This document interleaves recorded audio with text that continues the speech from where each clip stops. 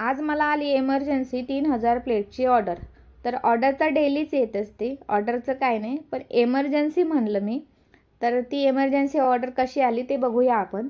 तर दुपारी ना माझं काम चालू होतं थोडंसं आणि 2:30 ते 3च्या दरम्यान मला ताईंचा फोन आला. आता ताई म्हणजे ज्या ताई माझ्याकडे मशीनची इन्क्वायरी करायला आल्या होत्या आणि त्या म्हणाल्या की मी ताई तुमच्याकडनं तात्पुरतं आता सध्याचं मटेरियल नेत जाईल आणि माझ्या साईडला विकते मी आणि नंतर माझी पैशाची अरेंजमेंट झाली की मग मी मशीन घेईल. तर मी म्हटलं ठीक आहे चालेल, काय हरकत नाही, न्या आणि तुम्हाला ज्या रेटने विकायचं ते विका. मी माझ्या सेलिंग जो रेट आहे माझा याचा डिशचा त्या रेटने तुम्हाला देईल. तुम्हाला मग तिकडे कितीला विकायचं ते तुम्ही विकू शकता. आणि त्यांचे मिस्टर पण रिक्षा वगैरे चालवतात, तर त्यांना येणं काही इतकं जास्त अवघड नव्हतं. तर बऱ्याच वेळा म्हणजे 2 महिन्यापूर्वी त्या आलेल्या आणि तेव्हापासून मग त्या माझ्याकडनं प्लेट नेतात. कमीत कमी त्यांनी 10 ते 15,000पर्यंत त्यांनी माझ्याकडनं प्लेट नेलेल्या आहेत, म्हणजे बॅग नेलेल्या आहेत. तेवढ्या 15,000 रुपयापर्यंतची ऑर्डर मी त्यांना दिलेली आहे. तर आत्ता त्यांनी मशीन घेतलेलं आहे, ही गोष्ट सांगणं खूप महत्त्वाचं आहे की 2-3 दिवसापूर्वीच त्यांनी मशीन घेतलेलं आहे. मला त्यांनी बोलवलं होतं पण माझं काही जाणं झालं नाही. तर मी त्यांच्याकडे नक्की जाणार आहे व्हिजिट करायला आणि मग तिथलासुद्धा व्लॉग शेअर करेल तुमच्यासोबत. तर त्यांनी पत्रवाळीची 1 डाय घेतली आणि डिशच्या 2 डाय घेतल्या, 4 आणि 5 नंबर, म्हणजे छोटी आणि मोठी साईज ह्या 2 डाय घेतल्या. तर मशीन त्यांची अजून सेट व्हायची आहे. कसं आहे, जेव्हा आपण डाय घेतो ना विकत, तर त्या डायला ना खूप हे असतात, एजेस असतात, शार्प असते ती थोडीशी. तर ती सेट व्हायला ना थोडा वेळ लागतो. नवीन डाय असते त्यामुळे थोडंसं सुरुवातीला प्रोडक्शन जरा ट्रायल घ्यावी लागते. आणि त्यांना ऑर्डर आलेलीच होती, जी रेग्युलर त्यांची ऑर्डर होती ना ती ऑर्डर त्यांना आलेलीच होती. तर त्यांचाच फोन आला मला दुपारी 2:30 ते 3च्या दरम्यान. म्हणाला ताई मला एक बॅग हवी आहे, 3000 प्लेट, एका बॅगमध्ये 3000 प्लेट, 3000 प्लेट हव्यात. तर मला 6 वाजेपर्यंत द्या, कारण नंतर माझे मिस्टर गावी जाणार आहे आणि मग मला तर यायला जमणार नाही. तर मी म्हटलं ठीक आहे चालेल. मग आता तुम्ही म्हणाल की एवढ्या कमी वेळामध्ये 3000 प्लेट कशा बनवणं शक्य आहे, कारण मशीनचा स्पीड तुम्ही बघताय आणि हा स्पीड बघून खरंच कोणालाही वाटणार नाही की 3000 प्लेट कधी. आता माझ्या मैत्रिणीच मला विचारतात, बापरे कधी बनवते तू एवढ्या प्लेट. इतके त्या दिवशी मी एका ऑर्डरचे पैसे घेतलेत, 6000 प्लेट त्यांना दिल्या होत्या मी, म्हणजे 2 बॅग, आणि त्याचे मला पैसे मिळालेत. मग माझी मैत्रीण मला विचारते काय गं एवढे पैसे कसले आहेत. मी म्हटलं ऑर्डरचे आहेत. म्हटलं किती प्लेट दिल्यास तू. मी म्हटलं 6000 दिल्यात. बापरे एवढ्या प्लेट कधी बनवल्यास तू, किती दिवस लागले.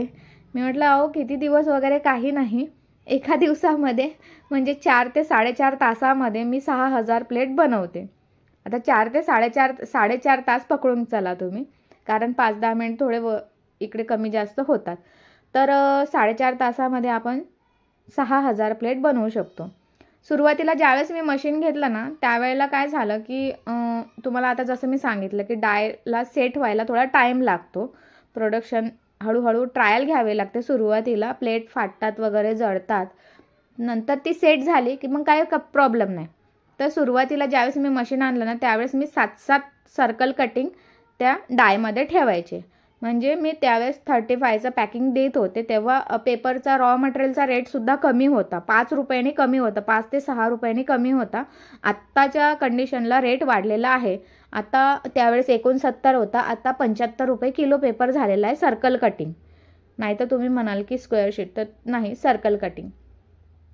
आणि मग नंतर 7 वरून 8 वर आले हळूहळू, 4 महिन्याने 8 वरती आले. 8चं जे सर्कल कटिंग आहे ते मी आत्तापर्यंत ठेवत होते. आत्ता एका महिन्यापासून मी 10 कटिंग ठेवायला लागले. 10 सर्कल कटिंग त्यात ठेवायचं. 10 सेकंदाचा टाईम आहे. तर 1.5 तासामध्ये मी 1500 प्लेट तयार करते आणि 3 तासामध्ये 1.5 तास नाही, एका तासामध्ये मी 1500 प्लेट तयार करते. पहिलं 1200-1300 व्हायच्या माझ्या, आता मी एका तासामध्ये 1500 प्लेट आणि 2 तासामध्ये 2 ते सव्वा 2 तासामध्ये मी 3000 प्लेट तयार करते. तर ते मी तुम्हाला नंतर सांगितलं. तर इतक्या वेळ ते आपण लाईव्ह वगैरे मी नाही चालू ठेवत, लाईव्ह पण घेत असते मी जेणेकरून तुम्हाला कळावं आणि मलासुद्धा अंदाज येतो की मी किती वेळामध्ये किती प्रोडक्शन लाईव्ह, इकडे प्रोडक्शन चालू झालं की इकडे लाईव्ह चालू करून देते. म्हणजे लाईव्हचा टायमिंग आणि याचा पेपर प्रोडक्शनचा क्वांटिटीचा जेवढी क्वांटिटी निघते तेवढं मला कळतं की किती वेळामध्ये किती निघाले ते. तर ह्यानुसार मी माझं प्रोडक्शन तयार करते. तर असं करून बघा मी त्यांना मग मी काहीतरी 4 वाजता मशीन चालू केली आणि 4 वाजल्यापासून 6 वाजेपर्यंत 4 सव्वा 4 वाजले ते 6 वाजेपर्यंत मी माझ्या प्लेट तयार केल्यात. आणि त्यानंतर मग पॅकिंग वगैरे राहिली होती आणि एक 10-12 पॅकेट त्यात कमी पडल्या. तर मग मुलाला स्कूलमध्ये आणायला गेली आणि त्यानंतर मग बाकीचं प्रोडक्शन कंप्लीट करून ऑर्डर त्यांची पॅक करते. तर अशा प्रकारे हा छोटासा माझा बिझनेस आहे. तुम्हाला अजून काय माहिती असेल तर आपले बाकीचे व्हिडिओ नक्की बघा. भेटूया पुढच्या एका नवीन ब्लॉगमध्ये. तोपर्यंत धन्यवाद सर्वांना.